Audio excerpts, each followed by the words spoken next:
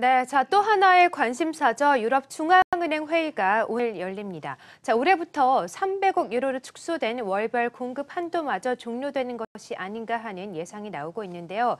자, 슈퍼달러가 무색할 정도로 최근 달러 가치가 급속하게 떨어지고 있는 상황입니다. 이 상황에서 ECB마저 금융 완화 정책을 종료한다면 이 투자자분들의 환차손이 더욱더 커질 것으로 우려가 좀 되는데요. 오늘은 이 문제를 다뤄보도록 하겠습니다. 한국경제신문의 한상준 논설위원 나오셨습니다. 안녕하세요. 네, 안녕하십니까. 네, 반갑습니다. 자, 오늘 유럽중앙은행 회의가 열리게 되는데 그동안 ECB 통화정책회의가 어떻게 열게 됐는지 좀 말씀을 해주시죠. 드라기 총재가 들어오고 나서 네. 유럽 그 중앙은행 회의를 지금 관장하고 있습니다는 올해 그 첫 회의인 이번 회의를 가장 그 국제금융시장에서 주목하고 국내 달러 투자자들이 가장 관심이 있다 이렇게 보겠습니다. 네. 드라기 총재는 뭐 아시겠지만 울트라 금융 완화의 그 상징이었죠. 네. 왜냐 본인이 그 취임할 당시에 유럽의 그 재정 위기로 인해서 유럽 경제가 상당히 안 좋다 보니까 결과적으로 울트라 금융 완화에 그렇다 하려거든 아베노믹스의 추진했던 주역과 함께 사실 그 상징이었다 이렇게 보겠습니다. 그래서 어쨌든 드라기 총재는 유럽이 당면한 유럽 재정 위기 이게 안 되면 유럽 통합이 깨지는 문제가 있거든요. 그렇기 때문에 이거를 극복해야 사실 100년 이상 역사를 갖고 있던 유럽 통합을 계속 추진해 갈 수 있으니까 최우선 모습이 과거 트레이서 총재까지는 유럽이 전통적으로는 과거 인플레 악몽에 시달렸기 때문에 물가 안정을 가장 주목했습니다는 드라기 총재가 오면서부터는 유럽 재정 위기 극복을 했기 때문에 물가 안정보다는 사실 그 금융위기 극복에 이게 치중했다 이렇게 보겠습니다. 그래서 페드보다 더 적극적인 금융 완화 정책을 취했죠. 그래서 2016년 2월 때는 마이너스 금리제 주입하고 이것이 일본까지 도입했던 상황이거든요. 그런 상태에서 지금 유럽 경제는 나중에 설명드리겠습니다는 굉장히 유럽 경제가 좋고 또 유로 가치가 강세가 되고 유로 강세가 유럽 경제 부담이 될 정도로 강세가 되다 보니까 결과적으로 보면 유럽이 그동안 유지했던 이런 정책 분야 이런 부분에 대해서 좀 이렇게 변경해야 되지 않느냐. 근데 변경을 하는데 시장 친화를 중시한다는 측면에서 포워드 가이던스 문제부터 이렇게 변경해야 되지 않느냐 하는 것이 이번 회의에 이렇게 관심이 되고 그동안 울트라 금융의 상징격이었던 이런 ECB가 포워드 가이던스 문제를 그렇게 변경할 때에는 사실 국제금융시장에 여러 가지 파장을 미치고 특히 네. 달러 가치라든가 이런 데 크게 영향을 미칠 것으로 이렇게 보이기 때문에 이번 회의 결과를 굉장히 주목한다 이렇게 보겠습니다. 네, 그렇군요. 방금 이 포워드 가이던스라는 용어를 말씀해 주셨는데 어떤 걸 의미하는지 말씀을 해 주시죠. 원래 그 포워드 가이던스는 페드에서 나온 용어다 이렇게 보겠습니다. 그렇군요. 네. 그래서 뭐든지 그 통화 정책이라는 것은 페드가 1913년에 사실 그 설립했으니까 그때 당시에 설립 정도로 보면 세계의 그 중심권이 팍스 브리테니아에서 팍스 아메리카로 옮기는 상태에서 이 미국 경제가 사실 그에서부터 좀 세계 주도권이 넘어온 상태에서 포드의 포드 시스템이라든가 뭔가 생산 공정 시스템이 이게 바뀌면서 사실 기업들은 괜찮았으면 매크로 사이드는 좀 뭐 미스매치 현상이 되다 보니까 페드의 위상이 상당히 바뀌게 됐던 거거든요. 그래서 공공분이 잘 이축되지 못하다 보니까 그걸 끌어올리기 위해서 사실 케인즈 경제학이 나왔고 이 케인즈 경제학의 통화정책의 전달 과정에 보면 자 시청자 여러분 우리가 돈의 공급량을 이렇게 변동시키면 예를 들어서 네. 돈의 공급량을 이렇게 증가시키면 그만큼 돈 가격인 금리가 떨어지겠죠. 금리가 떨어지면 일라스틱 문제, 이 탄력성 문제에서 민감하게 반응할 때는 은행 무턱이 낮아지니까 소비 증가하고 투자 증가, 소위 어그리게이트 디맨드 총수요가 증가하다 보니까 그 총수요 진적에 의해서 경제 성장률, 공급을 끌어올려서 경제를 받쳐주는 거거든요. 이 통화 정책의 전달 경로인데요.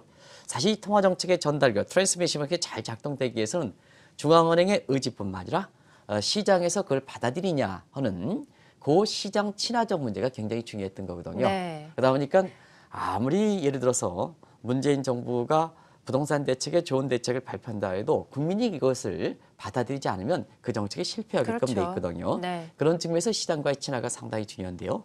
그 시장과 친화하는 측면에서 정책적으로 변경이 될 때는 그때 시장과 관계없이 확 변하는 게 아니라 미리 시장에 행동을 주게끔 그래서 부작용을 최소화하게끔 정책 효과를 긍정적인 측면을 최대한 끌어올리게끔 포워드 가이던스를 준다 이렇게 보겠습니다. 네. 그래서 전통적으로 미국의 그 페드 페드가 통화 정책을 할 때 포워드 가이던스, 소위 시청자 여러분한테는 시장 친화적인 통화 정책 운영이다. 이게 포워드 가이던스를 통해서 정책 당국과 시장에 매개를 했던 거거든요. 근데 이것을 잘 활용했던 분이 사실 트레세 총재, 유럽에서는 트레세 총재, 그다음에 이것을 받아들이는 드라기 총재거든요. 그래서 드라기 총재 입장에서는 먼저 시장부터 움직여야 된다. 그리고 나서 정책이 가져가야 된다. 이게 네. 우리나라의 모든 정책에서 한번 시사점을 던져줄 겁니다. 우리는 정책부터 변경하고 시장이 쫓아오느냐 안 쫓아와 또 두들긴다. 또 강력한 정책이 나온다. 이러니까 정책 효과는 안 나온다. 시장부터 먼저 움직이고 그 다음에 뭐냐. 사실 이렇게 한번 보겠습니다. 이경은 앵커가 A라는 회사를 네. 이렇게 최고 책임자다. 이렇게 보면 사실 근로자들이 많지 않습니까? 그렇죠. 아무리 그 최고 책임자가 이경은 앵커가 훌륭한 생각을 갖고 있고 그것이 정당성이 있다 해도 근로자, 이경은 앵커가 속해 있는 근로자의 마음을 움직이지 못하면 아무리 이경은 앵커가 좋은 경영 경험치를 갖고 있다 해도 근로자들이 반발하기 때문에 결과적으로 기업의 성과는 안 좋게 된다. 네. 이렇게 보거든요. 예. 그게 바로 자 CEO 입장에서는 근로자에게 이러이러한 약속을 했으면 지켜주고 그래서 이렇게 했으면 이런 방침으로 하면 그대로 따라가는 이런 것이 바로 포워드 가이던스다 이렇게 볼 때 있습니다. 그런 과정에서 자 앞으로 올해 첫 ECB 회의 아니겠습니까? 네, 그렇죠. 그래서 올해 올해 통화 정책 방향을 시사를 하는데요. 자 시장부터 움직인다. 근데 유럽 경제가 좋다 하다 보니까 그동안 유지했던 울트라 금융 완화에 대해서는 좀 네. 변경시켜야 되지 않느냐. 그래서 먼저 금리든 뭐 돈줄을 줄이든가 관계없이 사실 그 의사를 표명하는 것, 운영 방침의 의사를 표명하는 것 이것이 바로 포워드 가이던스다 이렇게 보이는데요. 네. 자, 보다 포워드 가이던스에서 친밀했던 시청자분이 페드와 관련돼서 지금의 제니 옐런 2월 3일 날 종료돼서 미 상원에서는 이제 제롬 파월도 인준에 대해서 최종적으로 마무리가 됐습니다는 네. 오늘은 이 내용이 더 중요하기 때문에 그렇군요. 제롬 파월 인준에서 최종적으로 결정된 사항을 좀 뒷전에 뺐습니다. 네. 근데요, 제롬 파월도 이제 마지막 2월 3일 제니 옐런 물러나기 앞서서 상원의 인준이 마무리됐거든요. 이제는 뭐냐? 정식적으로 보면 취임만 앞두고 있지. 페드 의장이다. 이렇게 이제 보시면 되겠습니다. 절차상으로 보면. 근데요. 자, 제니 옐런이라든가 제롬 파월이 페드의 통화 정책을 할 때 이 얘기를 많이 주셨을 겁니다. 옵티멀 컨트롤, 최적 통제 정책이라든가 다트 플러트, 점포더라든가 해서 향후에 뭐냐? 페드 의원들이 어떻게 시장을 금리를 가져가겠다 하는 이런 점포더가 나오는데요. 이게 시장에 미리 사전적인 시그널에 해당된다. 그게 바로 포워드 가이던스에 해당된다. 해서 페드의 포워드 가이던스 입장에선 그걸 좀 생각하시면 되겠습니다. 자, 그러면 드라기 총재 또 ECB의 통화 정책을 견정하는 사람들이 포워드 가이던스에서 기존의 포워드 가이던스가 뭐였을까 하는 것은 두 가지가 있습니다. 하나는 ECB는 다른 어떠한 중앙은행과 달리 물가 목표를 굉장히 중시하기 때문에 네. 자 향후에 통화 정책은 물가 목표와 연계하겠다 하는 것이 포워드 가이던스의 첫 번째 가이던스였고요. 그다음에 자산을 동결해야 돼도 예를 들어서 지금은 이제 300억 유로가 축소됐긴 했지만 여전히 자산 매입해서 돈을 푸는 정책이었거든요. 근데 이것이 동결시킨다 하더라도 바로 금리 인상, 적극적인 출구 전략을 가지 않고 상당 기간 시장에서 적응하고 난 이후에 금리 인상을 하겠다 하는 것이 바로 포워드 가이던스의 두 번째 내용이거든요. 그런 각도에서 보면 자, 요 두 번째 사항, 지금 물가 목표는 굉장히 이렇게 나중에 알겠습니다는 물가가 목표치에 도달하기가 굉장히 어려우니까 네. 두 번째 사항, 자 지금 300억 유로 축소시켰는데요. 이거를 아예 그냥 제로로 해서 금리로 인상하겠느냐. 요 포워드 가이던스 문제에서 어떤 변경이 있겠느냐 하는 것이 이번 회의에 또 시장에서 굉장히 관심되는 내용이다 이렇게 보이겠습니다. 네, 그렇군요. 말씀을 해주신 것처럼 이번 회의에서 이 포워드 가이던스가 변경이 되려면 경기가 중요하지 않습니까? 유럽 경기 상황이 현재 어떻습니까? 통화는 경제 실상에 반영되는 얼굴이기 때문에 네. 지금 말씀대로 포워드 가이던스, 기존에 유지했던 ECB 포워드 가이던스가 변경할 것이냐 하는 측면에서는 지금 이 앵커께서 말씀하신 대로 가장 펀더멘탈 측면이 변경하느냐 이 여부가 굉장히 주목하다 이렇게 보이겠습니다. 네. 그런데 시장에서 경우에 따라서는 이번에 ECB 회의에서 포워드 가이던스가 변경되지 않겠느냐. 예를 들어서 300억 유로를 1월 1일서부터 추진했는데 이것마저 종료되는 게 아니냐 하는 이런 나오는 것은 결과적으로 보면 유럽 경기가 그만큼 좋다 이렇게 보이겠습니다. 네. 그래서 누차에 걸쳐서 작년에 뭐냐 일부 증권사들이 달러 살아갈 때 우리가 이 자리를 통해서 달러 버리시오. 유로 사십시오. 이렇게 이제 말씀드렸어. 작년에 유로 가치가 달러 가치는 한 10% 떨어지고 유로는 20% 이렇게 올랐지 않습니까? 그 과정에서 한국경제TV를 통해서 유럽 경기 상황에 대해서 누차례 말씀드렸습니다. 그래서 시청자 여러분 잘 아실 거라 생각합니다. 뒤쪽이 중요하기 때문에 시간 관계상 이렇게 그동안 했던 것을 유럽의 펀더멘탈을 좀 정리해 드리겠습니다. 일단 지난 1년간의 성장률 2.2%. 그래서 2011년 이후에 최고치에 해당된다 이렇게 보겠습니다. 그래서 절대적인 성장률이 2.2%인데요. 시청자 여러분이 어떤 분이 미국 경제 성장률과 비교하는 시각이 있더라고요. 예. 예를 들어서 미국의 성장률이 3.2%, 3, 4분기 성장률인데요. 2.2%다. 미국 경제 좋다. 그건 잘못된 얘기입니다. 왜냐하면 유로는 19개 회원국입니다. 네. 19개 회원국이기 때문에 다른 국가의 성장률을 비교할 수가 없습니다. 그렇군요. 단일 국가가 아니거든요. 그렇죠. 그렇기 때문에 19개 회원국들이 과거 데이터에 어떻게 되느냐. 시기열자를 분석해야지. 네. same time, cross 데이터, 크로스 섹션 데이터로 해서 다른 국가의 성장률이 예를 들어서 뭐 미국이 3.2%고 한국이 3%인데 미국이 2.2%다. 유럽이 2.2%다. 네. 유럽 경제가 안 좋다. 이런 식으로 하는 것은 잘못되어 있다. 유로의 특성을 잘못되는 거다. 이렇게 보이됐습니다. 그런 측면에서 시기열자를 가지고 횡단면 분석 자료보다는 크로스 섹션 데이터보다는 타임 시리즈 데이터가 더 중요한데요. 이런 과정에서는 2.2%는 2011년 이후에 시기열자료상의 최고치에 해당된다. 이렇게 보이됐습니다. 또 경기순환상으로 보면 18분기 연속 성장세가 지속되고 있습니다. 네. 그리고 사실 이런 것을 바탕으로 해서 IMF의 1월 전망, 지난 1월 22일 날 이번 주죠? 발표했던 내용을 보면 올해 성장률 2.2%, 지난 1년간의 성장률과 비슷하죠? 내년에 2.0%. 그래서 이게 이제 가장 중요한 게 유로 강세 때문에 그렇습니다. 이렇게 해서 이 펀더멘탈 쪽에서 매크로 사이드는 포워드 가이던스를 변경시킬 만한 충분한 이런 여건이 종속되어 있다. 이렇게 보시면 되겠는데요. 전통적으로 물가를 안정화하는 ECB의 관행으로 볼 때는 좀 물가는 어떠냐. 자, ECB의 인플레 타겟팅 수준이 2%입니다. 근데 지금은 ECB가 이 통화정책의 근간을 삼고 있는 물가 목표의 근간을 삼고 근원 물가 상승률이거든요. 미국도 마찬가지입니다는. 미국에서는 PCE로 표현되는 그 성장률이 되겠습니다. 네. 근데 1.1%거든요. 목표치에 훨씬 미달이기 때문에 자 이렇게 한번 보시면 되겠습니다. 이번 그 회의 결과가 포워드 가이던스가 변경할 것이냐. 아리까리한 건 무슨 뜻인지 아시겠죠? 네. 자 긍정적으로 포워드 가이던스가 변경할 것이다. 변경하지 않을 것이다. 이렇게 서가 50-50로 나오는 것은 그쵸. 50-50 나오는 것은 펀더멘탈의 경제 성장을 보면 변경할 수가 있다. 충분한 여건이 형성돼 있다. 근데 전통적으로 중시하는 물가 안정 목표라면 아직도 목표치의 2분의 1 수준이기 때문에 지금 이번에는 고소하겠다 하는 입장이거든요.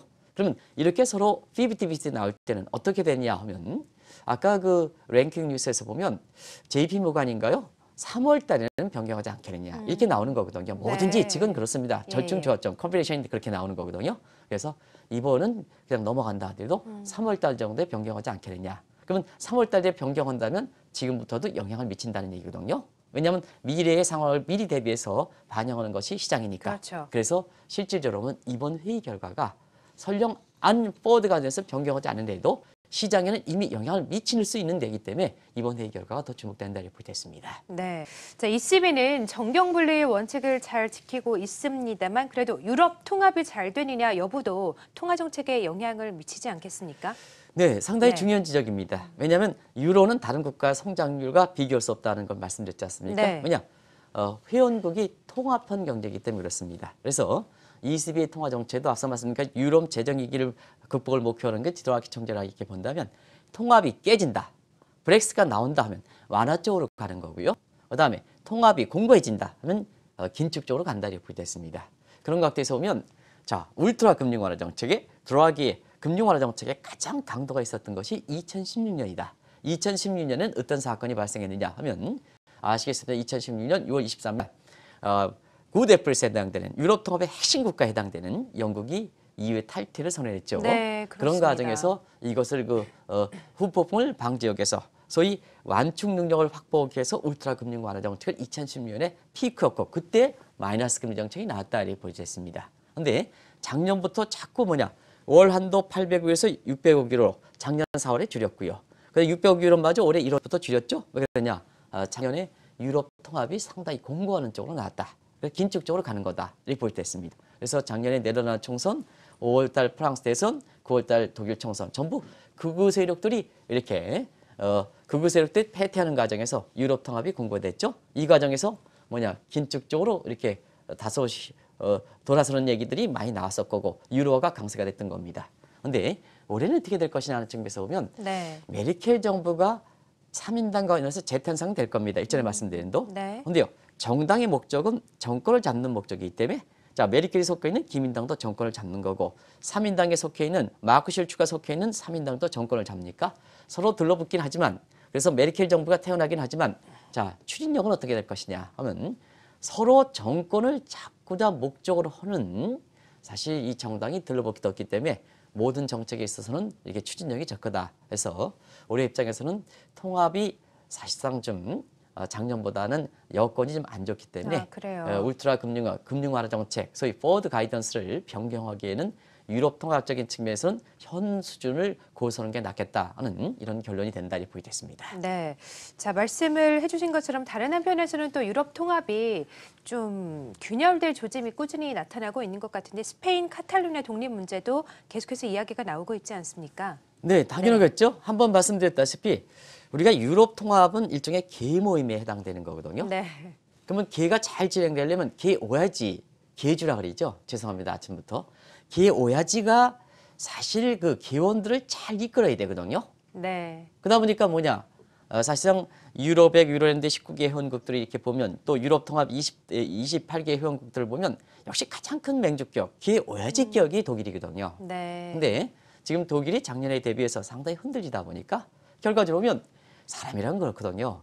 뭐든지 이렇게 통합하다가 개 오야지 격에 해당되는 사람, 또 한 나라 최고 통수권자에 해당하는 사람이 자꾸 힘이 약해진다면 사람의 심리는 또 국가의 심리는 자꾸 자기의 이익을 중시하는 쪽으로 간다. 이게 마련이죠. 생리다 이렇게 보시면 됐습니다. 네. 결과적으로 보면 유럽 재정위기라든가 유럽 통합의 균열 조짐을 볼 때 이걸 끌어왔던 독일이 제1 역할을 하지 못하다 보니까 결과적으로 보면 자 회원국의 탈퇴 문제가 다시 한번 거론되는 거고 또 회원국 납부에서 지금 이앵커께서 지적하신 대로 스페인의 카탈루냐라든가 이러한 그 분리독립 문제가 계속해서 지배되는 거다 이렇게 볼 때 있습니다. 결과적으로 보면 유럽 통합, 재정위기 극복에서 유럽 통합을 공고하겠다는 것이 지금 ECB 총재인 드라기 총재의 큰 목적 중에 하나고 네. 그동안 유럽의 그 ECB의 통화 정책도 그런 목적으로 해서 추진해왔지 않습니까? 그러면 자 회원국의 분리독립이 나온다. 제2의 브렉시트 문제가 나올 거다. 그 다음에 같은 회원국 내에서 카탈루냐 분리독립 문제가 나올 것이다.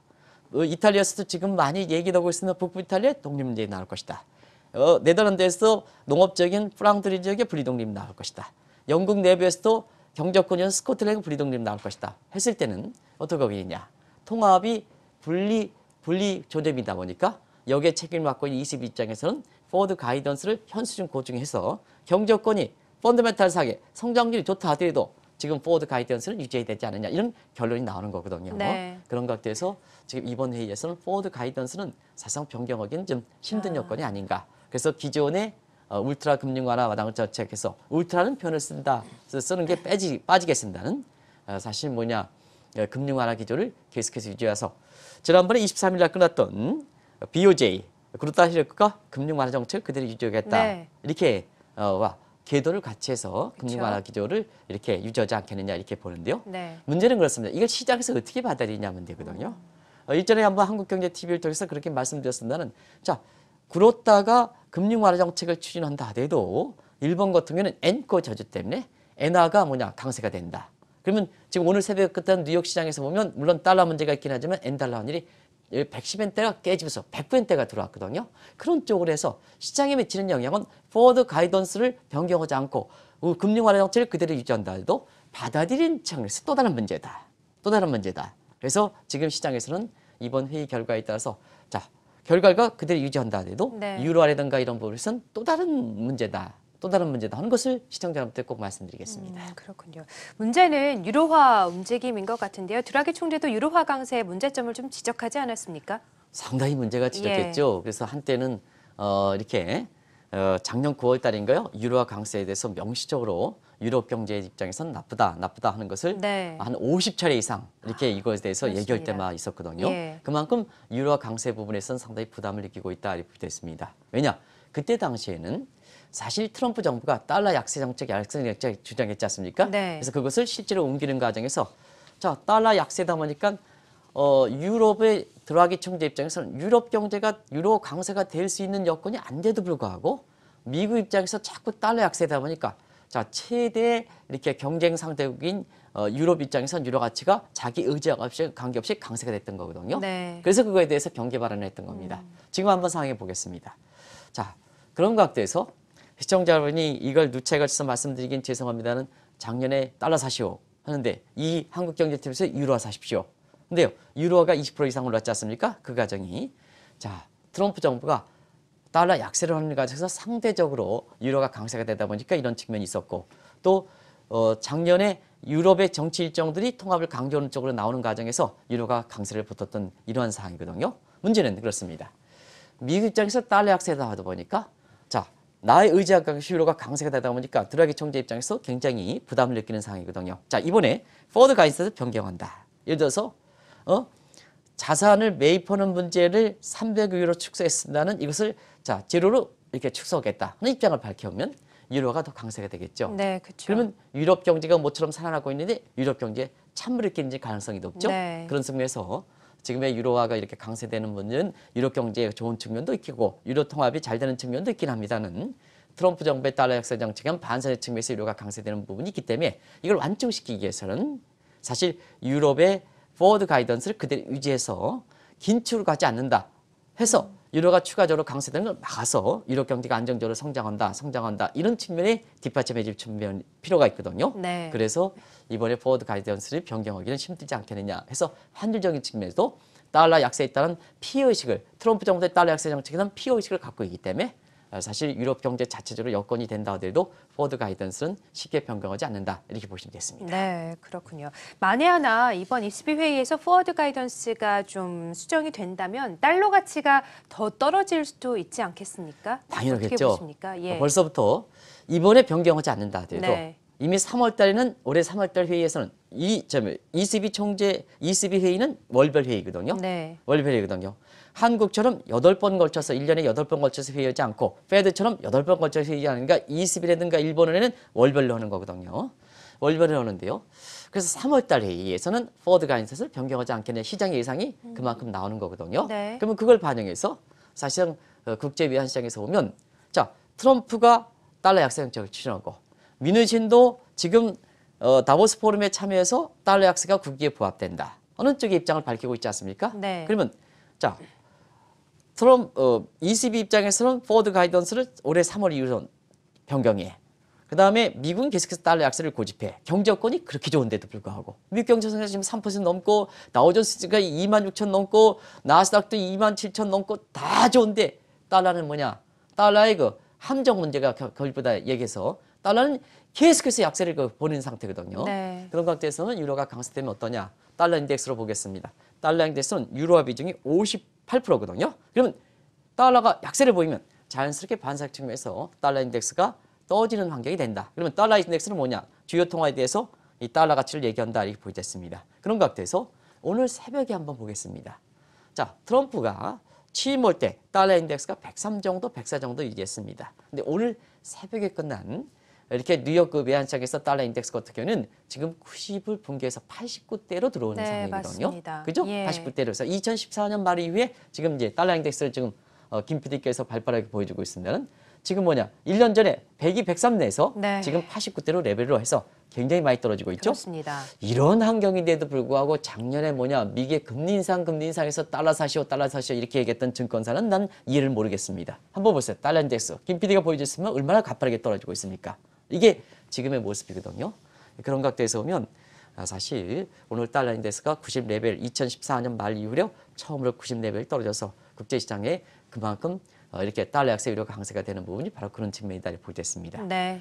개인적으로 보면 그동안 이제 지난 미국의 금리 인상에도 불구하고 2015년서부터는 원달러 환율이 1,150원에서 상하 50원씩 움직인다. 하단은 1,100원, 상단은 1,200원. 일시적으로 거기에 벗어난 적이 있으면 대체로 보면 3년 동안 그렇게 움직였거든요. 그런데요, 한국의 여건이 좋아지다 보니까 올해 예상할 때 자, 적정 환율 수준이 50원 정도 떨어집니다. 그래서 1,100원을 기준으로 해서 자, 하단선은 50원이니까 1,050원. 상단은 뭐냐? 상단은 1,150원. 이렇게 해서 움직일 것이다. 이렇게 말씀드렸었는데요. 지금 그 범위에 있습니다. 그러나 사실 미국의 달러 약세, 그다음에 유럽이 포워드 가이던스 변경해서 유럽이 긴축적으로 간다면 일시적으로는 우리 원달러 환율의 하단선이 마지노선에 해당되는 1,050원도 붕괴될 가능성이 제기되는 거거든요. 일시적입니다. 왜냐하면 한국 입장에서 1,050원 밑으로 떨어지면 지금 뭐냐? 수출과 경제 성장률과 코스피의 수출주 위주로 선순환 관계가 깨지는 조짐이 보이고 있거든요. 그럼 뭐냐? 우리가 1,050원 밑으로 하면 우리 채산성을 받쳐주는 수준의 월등히 지금 이렇게 하기 때문에 또 우리 경제가 이렇게 평평히 펴진 게 아니라 반도체 중심으로 해서 굉장히 쏠림지지 않습니까? 여기에 환율마저 1,050원 마지노선으로 깨진다면 우리가 뭐냐? 수출과 그다음에 경제 성장률 3%, 그다음에 우리 쏠림 현상분이 선순환 관계 증시의 코스피가 깨지는 가능성이 있거든요. 네. 그럼 문재인 정부의 입장에서도 성장률 3% 달성이 오히려 어려워진 문제가 되는 거거든요. 그렇겠죠. 그래서 뭐냐? 지금 우리 외환당국에서 김동연 부총리라든가 이런 분 잘하고 있습니다는 환율이 1,070원, 1,010원이고 우리 특수요인이 발생하거든요. 네. 왜냐? 우리는 외국인 거래대에서 자, 그동안 뭐냐? 20억인가요? 20%인가요? 이것을 5%로 해서 이 차익거래에서 매기했다 하니까 한국에서 보면 한국에서 모건스탠리 지수라든가 그다음 파이낸셜 타임스지에서 한국을 빼겠다. 외국인들 네, 나가겠다 맞습니다. 하니까 자, 우리는 원달러 환율이 그나마 지금 1,010원, 70원대 유지하는 이런 상황이거든요. 네. 이런 특수 요인이 없으면 지금 상황에서는 위기의 초달러 약세, 그다음에 유로화 강세 이 과정에서 원달러 환율도 1,050원이 깨질 수 있는 이런 여건인데요. 사실 증시 입장에서 상당히 나쁜 얘기입니다는 외환시장의 입장에서는 사실 환율이 올라갈 수 있는 요인이 우리가 특수하게 발생하다 보니까 1,070원이 지금 유지하는 상태거든요. 네. 그런 걸 잘 보시기 바랍니다. 알겠습니다. 자, 그래서인가요? 국내 달러 투자자들이 페드 회의보다 오늘 열리는 ECB 회의를 더 주목하고 있다고 하는데 이례적인 현상 아니겠습니까? 네. 네. 사실 지난 3년 동안 미국의 금리 인상에도 불구하고 달러 사지 마시오 이렇게 이제 말씀을 드렸습니다. 초반 단계는 굉장히 욕을 얻어먹고 그랬습니다는 결과적으로는 지금 상태에서 굉장히 다행스럽다 이렇게 이제 개인적으로 그렇습니다. 네. 초반 단계에 사실 어떤 그 금리 CEO도 미국의 금리 인상이다 보니까 원달러에 1,180원일 때 앞으로 뭐 1,300원 간다. 그러면 해외 자산 투자해서 하면 계속해서 달러를 벌어야 되다 보니까 환율이 올라가는 중에서 1,180원을 해칭해야 되지 않느냐 해서 했습니다. 신흥국 통화를 어떻게 한국 같은 신흥국 통화를 해지려느냐. 변동성이 많은데. 그리고 절대 달러는 강세가 되지 않습니다. 그래서 그 1,180원 해지하지 마시오. 왜 돈 들여가지고 비용은 그 돈 들이는 비용도 고객들의 돈입니다. 이렇게 해서 굉장히 강하게 했던 그때 당시에 그게 소수견이었었거든요. 근데 만약에 그때 당시에 1,180원으로 해 나가는 자산들을 해칭을 했다면 네. 사실 해칭 비용 들어가죠. 그렇죠. 환율이 뭐냐 1,180원에 지금 1,070원 되니까 자 1달러당 해지했기 때문에 110원의 추가적인 비용을 들여가야 되는 거거든요. 네. 그게 그렇게 중요한 겁니다. 그래서 지금 그런 의미에서 지금 달러 투자했던 사람도 아직도 500억 정도 이렇게 기업이든 개인도 가지고 있는데요. 예. 지금 아마 난리가 났었겠죠. 그쵸. 그런 과정에서 보면 이번에 ECB 회의가 다음 주에 열리는 페드 회의보다 더 관심이 되는 것은 만약에 ECB의 포워드 가이던스가 변경할 때는 유로가 강세되고 그다음에 유로화가 58% 이렇게 차지하니까 달러 인덱스가 더 떨어지고 여기에 과정에서 원달러 환율이 더 오르니까 추가 환차선이 발생될 가능성이 있거든요. 그런 측면에서 사실상 뭐냐 국내 그 달러 투자자들이 아직도 기업가 포함해서 500억 달러 정도 가고 있는데 이걸 아직 처분하지 못한 상태거든요. 그런 상태에서는 페드 회의보다 이번 ECB 회의 결과가 더 주목되는 것이 바로 앞서 말씀드린 같이 서로 이게 포워드 가이드선을 변경할 것이냐. 변경은 유로 강세돼서 유로 달러가 추가적으로 약세하니까 원달러에 떨어진다. 환차선 발생. 근데 유지할 것이냐. 그러면 유로 강세분이 누그러지면서 뭐냐. 지금 환차선이 발생하고 있지만 추가적인 환차선 문제에서 많이 부담을 줄일 수 있는 거거든요. 그런 각도에서 보면 오늘 ECB 회의의 포워드 가이드선스 변경 문제는 사실 중요하다 하는 것을 말씀드리겠습니다. 네, 알겠습니다. 자, 오늘은요. 오늘 열리는 ECB 회의와 함께 또 달러, 우리 금융시장에 주는 영향까지 이야기를 나눠봤습니다. 한국경제신문의 한상준 논설위원과 함께했습니다. 고맙습니다. 네, 고맙습니다.